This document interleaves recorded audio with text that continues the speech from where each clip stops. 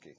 And to focus in on the specifics of these benchmarks, let's turn into former Pentagon spokesman P.J. Crowley, who's now senior fellow at the Center for American Progress. P.J., good evening to you. Good evening to you. If the Americans and the Iraqis have agreed on benchmarks before, and some of them are the same benchmarks, they're all but cut and pasted from the earlier list hammered out with the Iraqis from October, why should we believe the president when he tells us that this time the same benchmarks are going to work when they didn't before? Well, and the reality is they won't work because these are our benchmarks. They're not the Iraqi benchmarks. I mean, I looked for most recently at the Saddam execution. It was a Shia lynching. It really was not an execution by a unity government. And to me, it served the purpose of inflaming the sectarian divide, not trying to turn a corner in Iraq. So the real question is this Iraq government working the way it wants to, and I think it is, as opposed to being ineffective. And so, you know, the vision that Iraq has is not the vision that the United States has for the future. So what happens when we superimpose our template over their reality?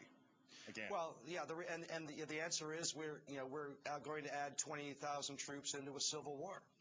And it's not clear what the mission's going to be. The president will enunciate this on Wednesday night. But if our role is to knock down lots and lots of doors in Baghdad looking for Sunni insurgents, we're placing that many troops and more in the middle of a civil war. We have no business being there.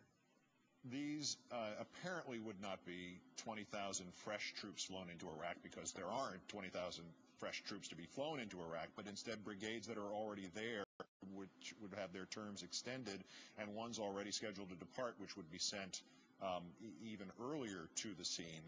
If fresh troops don't exist, isn't the word surge itself, which seems to be the only point of this, is that phrase, surge, isn't that by itself misleading? Should we not be calling this indentured servitude or something?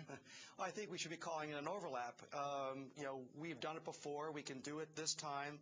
I'm not sure it's going to serve any particular military purpose, but it's not really a surge in the sense that the president, I doubt, is going to announce a permanent increase of 20,000 troops, from the existing 135,000 ceiling.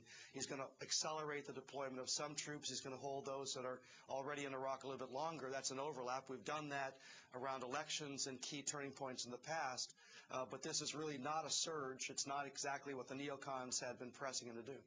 The Bush plan would also more than double the State Department's reconstruction efforts there, but hadn't the administration stopped funding reconstruction because security was so bad in Iraq?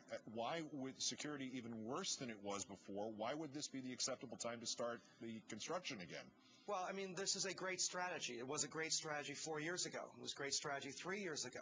It's unlikely, given the sectarian divide and the level of violence, as you mentioned, that today a jobs program or reconstruction is going to seriously advance without stability. And as we've talked about, it's highly doubtful that 20,000 more troops is going to change substantially the dynamic that we see in Iraq today. Oh boy, it's like conducting a war in the middle of Alice in Wonderland. P.J. Crowley, senior fellow with the Center for American Progress, as always, thanks for your time, sir. Okay, Keith. Mr. Bush's new plan for Iraq